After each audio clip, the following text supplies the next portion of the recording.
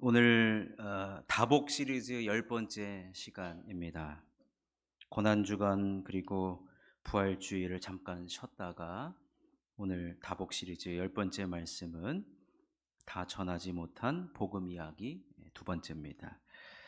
사복음서를 전하면서 아쉬운 마음에 제가 지난번부터 한 가지씩만 더 살펴보고 마치겠다라고 말씀을 드렸습니다. 그래서 잠시 복습을 해보면 마태복음은 로드십 신앙으로 살아가는 것이다 라고 말씀을 드렸고, 또 마가복음 신앙은 마가복음에서는 회개하며 뒤돌아서지 않겠다는 확고함으로 살아가는 것이다 라고 말씀을 드렸습니다.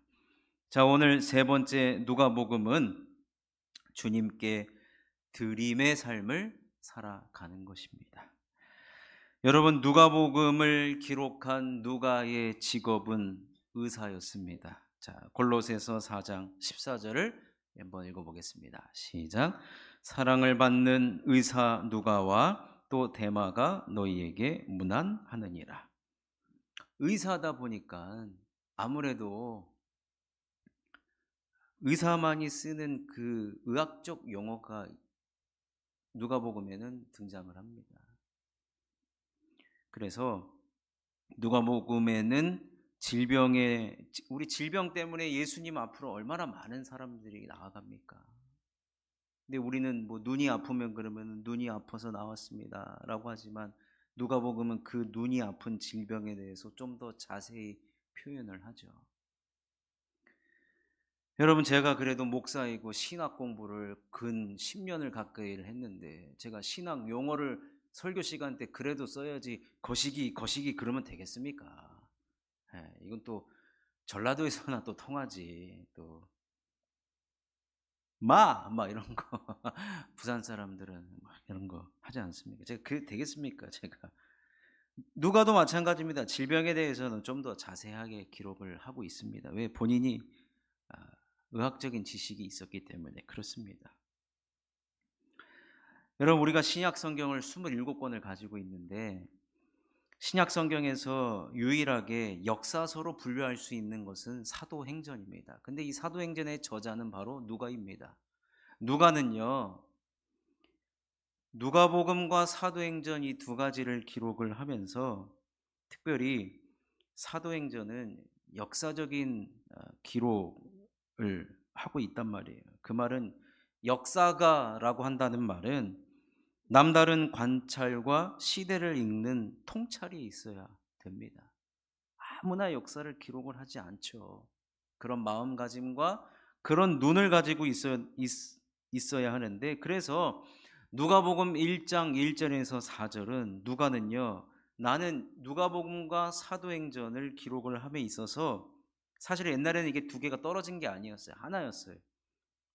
근데 누가복음을 복음서로 분류하면서 이렇게 떨어지게 됐는데, 누가는 자신이 이 누가복음과 사도행전을 기록을 하면서 내가 이런 마음가짐을 가지고 기록을 했다라고 기록을 합니다. 자, 한번 읽어보겠습니다. 시작. 우리 중에 이루어진 사실에 대하여 처음부터 목격자와 말씀에 일꾼된 자들이 전하여 준 그대로 내력을 저술하려고 붓을 든 사람이 많은지라. 그 모든 일을 근원부터 자세히 미루어 살핀 나도 데오빌로 각하에게 차례대로 써 보내는 것이 좋은 줄 알았느니 이는 각하가 알고 있는 바를 더 확실하게 하려 함이로다. 모든 일을 근원부터 자세히 미루어 살핀 나도, 역사가가 가지고 있는 시각이죠. 누가는 의사이기도 하고 역사적인 재능이 있기도 하고, 또 누가는요, 누가복음에 보면은 유일하게 복음서 중에 노래가 나옵니다. 노래. 음악에 아주 조예가 깊은 사람이에요. 누가복음 1장에는 마리아의 찬송과 사가랴의 찬송이 담겨져 있고, 오늘 여러분들이 많은 분들이 성경 필사를 제출하셨는데 제가 오늘 수고하셨다라고 이제 한마디를 이제 적었습니다. 그러면서 제가 이렇게 한번 쭉 보니까 상당히 이번에 양이 많았어요. 네. 누가복음만 쓰신 분도 계시고, 네. 요한복음만 쓰신 분은 없어요. 누가복음만 쓰셨는데 누가복음 맨 마지막 24장 53절에는 다 동일하게 뭐라고 적혀 있느냐? 늘 성전에서 하나님을 찬송하니라. 누가는 자신이 하나님을 찬송하는 삶을 살았을 뿐만 아니라 오고 오는 모든 사람들이 찬송하는 삶을 살아가기를 원했다라고 말씀을 드릴 수가 있습니다. 또 하나 누가는요, 의리의 대명사입니다. 여러분, 의리의 대명사, 의리. 바울이요, 자신의 마지막 성경을 씁니다. 그게 디모데후서거든요. 근데 디모데후서는 로마 감옥에 갇혀 있어요. 나이도 많고 이제 주님 부르실 날이 얼마 되지 않고 육신의 질병도 들었는데, 그때 자신과 유일하게 마지막까지 함께 있었던 사람의 이름을 언급합니다. 디모데후서 4장 11절 앞부분을 보면 누가만 나와 함께 있느니라. 함께 있어주는 것이 얼마나 큰 힘이 되는지. 여러분, 의사는 아이고 제가 약을 어느 약 쓰세요. 어디 아플 때는 이 약 쓰고 어디 아플 때는 이 약 쓰세요. 의사니까 그렇게 얘기할 수 있잖아요. 그런데 의사이면서 의리가 있어요. 옆에 있어주는 게 가장 큰 힘이 된다.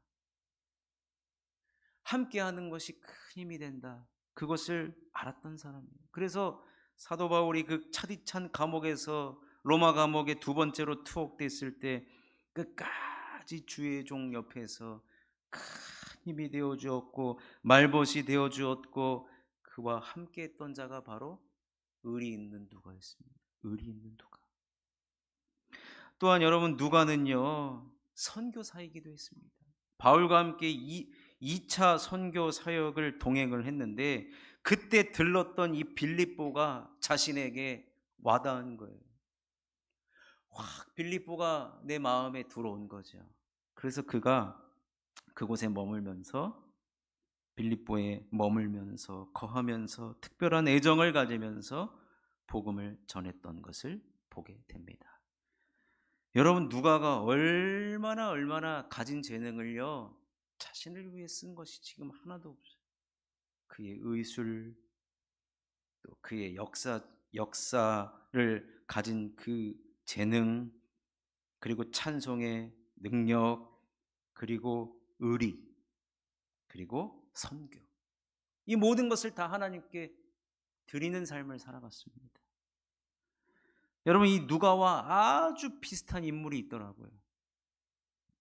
독일에서 탄생을 했고 프랑스에서 살아갔던, 그래서 그는 스트라스부르크 대학교에서 신학 박사를 취득합니다. 근데 우리 보수주의하고는 너무 달라요. 자유주의 사상이에요. 그분의 신학을 우리는 받을 수가 없어요. 근데 그분이 교회를 갔는데 오르간 연주를 해요. 근데 오르간을 연주를 하면서 이 오르간에 대해서 구조적인 이렇게 좀 고치면 더 좋은 소리가 나겠다라고 해가지고 오르간을 연주하면서 이 오르간 구조에 대한 논문을 쓰고 세계적인 파이프 오르간 연주자가 됩니다. 신학 박사인 동시에 오르간 연주자요. 근데 그가 어떤 소식을 듣냐면, 옛날에 프랑스가 얼마나 많은 그 아프리카에 식민지화 했습니까? 아프리카에 의사가 없어서, 약이 없어서 굶어 죽는다는 사람들의 이야기를 듣자 의학을 공부해가지고 의사가 됩니다. 저도 그랬으면 좋겠어요. 아니, 무슨 공부하면 무슨 박사학위를 금방 땁니까? 그가 의사가 되자마자 아프리카의 의료 봉사 활동을 합니다. 의사요, 신학 박사요, 목사님이죠, 신학 교수요, 또 세계적인 파이프 오르간 연주자요, 선교사요. 그랬던 그에게 1952년 노벨위원회에서는 노벨 평화상까지 그에게 안겨줍니다. 그의 영향을 받은 세계적인 구호 단체가 많이 생겨나죠. 국경 없는 의사회뿐만 아니라 수많은 선교 단체뿐만 아니라 구호 단체들이 생겨납니다. 누군지 아십니까? 박학다식하신 슈바이처입니다. 슈바이처. 우린 슈바이처를 다 저도 의사로만 알고 있었어요. 근데 이 슈바이처가 세계적인 신학자요, 세계적인 오르간 연주자요, 선교사요, 의사요, 노벨 평화상까지 받은, 얼마나 재능이 다재다능합니까? 그가 가진 재능을 그는요 자신을 위해서 쓰는 게 하나도 없어요. 다 주님을 위해서, 주님이 사랑하시는 사람들과 주님이 사랑하는 땅을 위해서 그는 평생 주님께 드림의 삶을 살아갑니다. 여러분, 누가는 참으로 다방면으로 재주와 재능이 있는 사람이라고 할 수 있습니다. 우리 주변에도 보면요, 손재주 있는 분들 많고, 음악적 재능 있는 분들 많고, 여러 가지 재능을 가지신 분들이 상당히 많아요. 제가 저기 말레이시아 그 원시림에 들어가 보니까, 와, 선교사님이 들어가서 하나님 말씀을 가르칠 뿐만 아니라 그곳에 사는 사람들의 재능 하나하나들을 다 발견해 주기 시작하는데, 제가 깜짝 놀란 거는 거기에 있는 사람들이 악기를 못 다루는 게 없더라고요. 그러니까 예배가 엄청 풍성해지는 거예요. 그러면서 선교사님들이 그들에게 가르쳐 주는 게 뭐냐면, 내가 가진 재주, 내가 가진 재능은 다 하나님을 섬기라고 주신 것이다. 그렇게 가르치더라고요. 마찬가지입니다. 오늘 우린 누가를 통해서 무엇을 발견하고 무엇을 적용해야 되느냐? 하나님께서 우리들에게 주신 재능과 그 다양한 재주는요, 나를 위해서 주신 것이 아니에요. 주님을 위해서 쓰라고 주신 것입니다. 우리나라 초창기에 선교하러 들어왔던 루비 캔드릭이라는 그분은 양화진 묘지에 지금 모셔 있는데 우리나라에 얼마 살지도 못했어요. 근데 그분이 뭐라고 얘기했냐? 나에게 심장이 1000개가 있으면 난 이 1000개를 다 조선을 위해 바치겠다는 거예요. 제가 지난 금요일까지 우리 노예 목사님들하고 일본을 다녀왔는데, 제가 한 이틀 동안은요 일본에 처음 가보거든요. 일본에 갔더니 무슨 생각이 들었냐면, 저는 일본이 우리나라보다 3.5배가 큰 줄을 몰랐어요. 인구는 많은 줄 알았는데 땅덩어리가 넓고 온천도 좋고 미세먼지도 없고 참 좋은데, 제가 드는 생각은 뭐냐, 이틀까지 무슨 생각이 드느냐, 아주 왜소한 사람들이 보니까 또 다 왜소해요. 고기를 먹은 지가 100년이 조금 넘었대요. 하도 왜소해가지고. 근데 왜 우리나라를 이렇게 힘들게 했나? 계속 그 생각이 들어요. 아니, 니들은 그냥 이렇게 좋은 땅에서 좋은 나라에서 살아가면 되지, 왜 남의 나라 들어와가지고 이렇게 힘들게 살아가느냐, 힘들게 했느냐. 저에게 심장이 2개도 없지만 심장이 하나 있지만 일본을 위해 저는 바칠 수가 없습니다. 미안합니다. 근데 루비 캔드릭은 우리나라 와가지고 나에게 심장이 1000개가 있으면 그 1000개를 다 조선에 바치겠다라고. 얼마나 위대한 선교사입니까? 사랑하는 성도 여러분, 하나님께서 우리들에게 주신 재능, 그 어떤 것이라도 주님께 드리는 삶, 그것이야말로 다시 복음 앞으로 나아가는 복된 삶인 줄로 믿습니다. 어떤 재능이 있든지. 저는요 이번에 더 일본에 가서 알게 됐습니다. 무슨 다 짜고 달고, 제가요 아주 목이 말라 죽겠어요. 지금도 목이 말라. 달고 짜고 전 하나도 안 맞아요. 그래서 또 하나 알게 된 게 있어요. 간을 잘 맞추는 것도 뛰어난 재능입니다, 여러분. 간을 잘 맞추는 것도 뛰어난 재능이에요. 여러분, 어찌됐든 하나님 주신 재능, 주님을 위해서 사용하시기를, 드리시기를 주님의 이름으로 축원합니다. 자, 마지막으로 요한복음을 살펴보면 요한복음은 풍성 열매 사랑으로입니다. 전 세계 사람들이요, 우리가 가지고 있는 성경을 인터넷에 검색을 했는데 제일 많이 검색되는 성경 구절이 어딘지 아십니까? 우리 박학다식하신 우리 송명규 한수 집사님, 무엇이겠어요? 네? 다시 한번 질문이요. 전 세계 사람들이 인터넷으로요, 성경 구절 하나를 제일 많이 검색한 게 무엇일까요?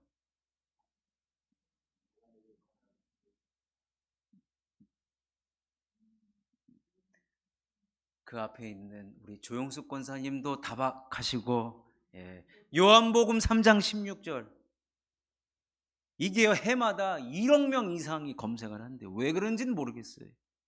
요한복음 3장 10, 우리 너무 잘 알죠? 한번 읽어보겠습니다. 시작. 하나님이 세상을 이처럼 사랑하사 독생자를 주셨으니 이는 그를 믿는 자마다 멸망하지 않고 영생을 얻게 하려 하심이라.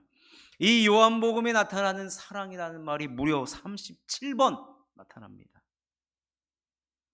결국에는 요한복음에서 나타나고자 하는 또 다른 주제가 무엇이냐면 바로 이 사랑이라는 거예요. 근데 그 사랑이 어떤 사랑이냐면, 여러분, 제가 요한복음 설명을 할 때 우리 예수님의 신성을 말씀드렸잖아요.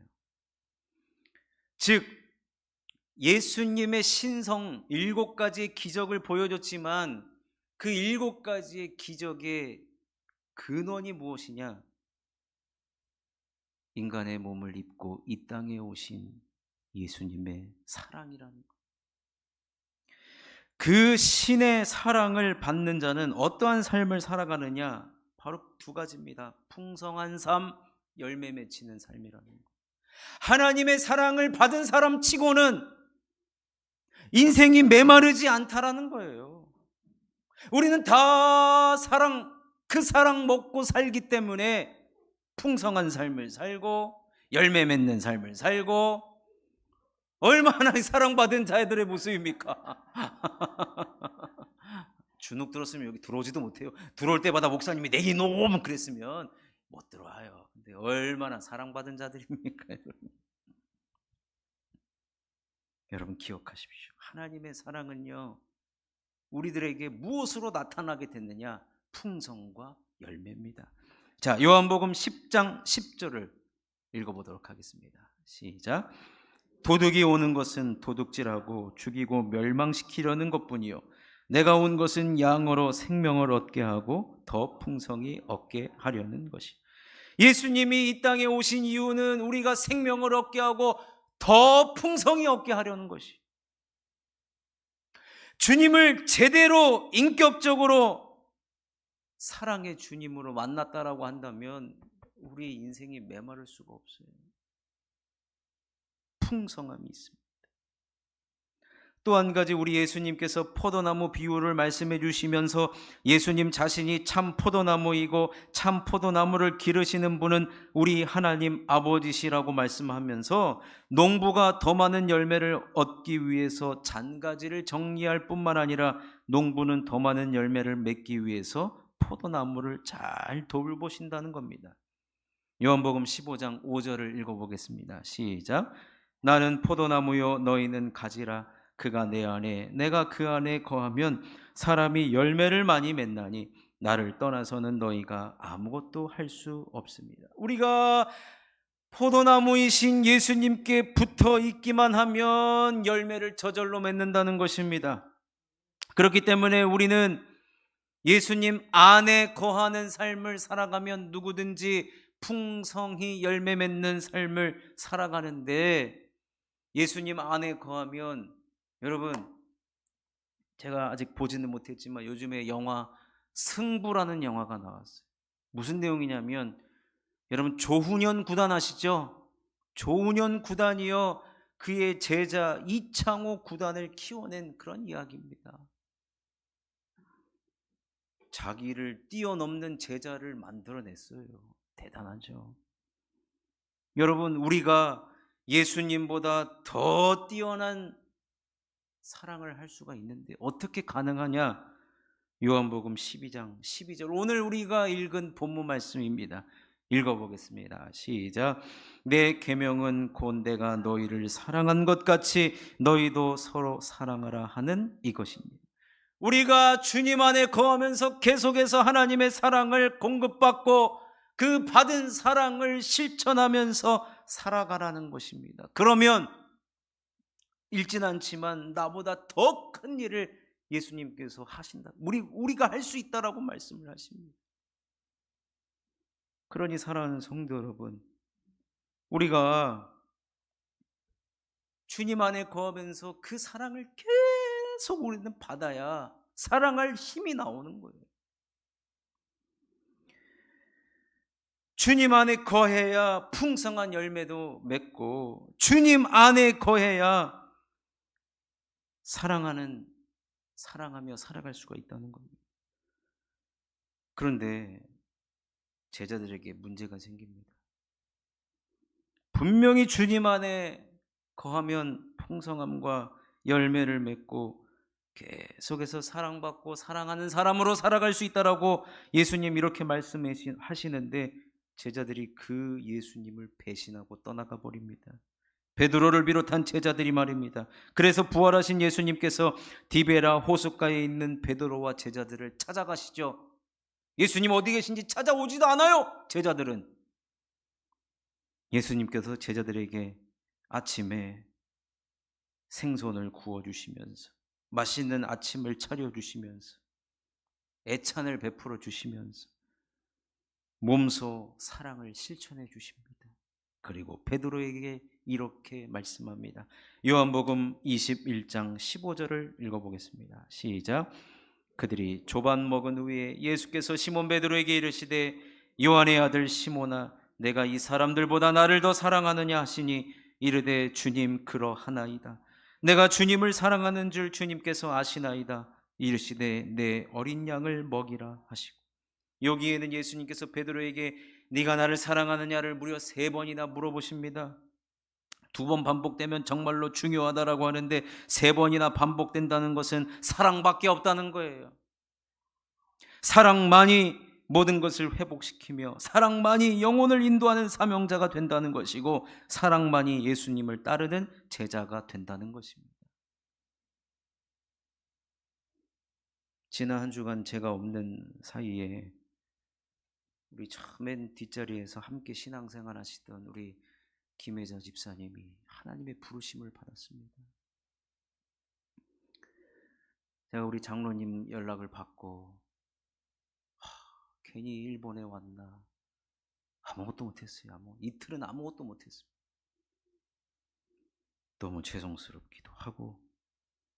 그런데 우리 장로님 또 우리 경조봉사위원장이신 우리 또 한윤유 안수 집사님을 비롯해서 우리 원로 목사님 주도로 강명희 전도사님을 비롯해서 많은 분들이 사랑을 보여주셨습니다. 제가 직접 그 자리에 없었지만 진심 어린 사랑을 보여주셨습니다. 제가 그 아드님과 어제 통화를 했거든요. 아드님과 통화를 했는데 어머님을 잘 모르시더라고요. 어머님이 어떻게 우리 교회에서 신앙생활하며 우리 성도님들이 어떻게 섬겨주고 어떻게 사랑을 실천해 줬는지.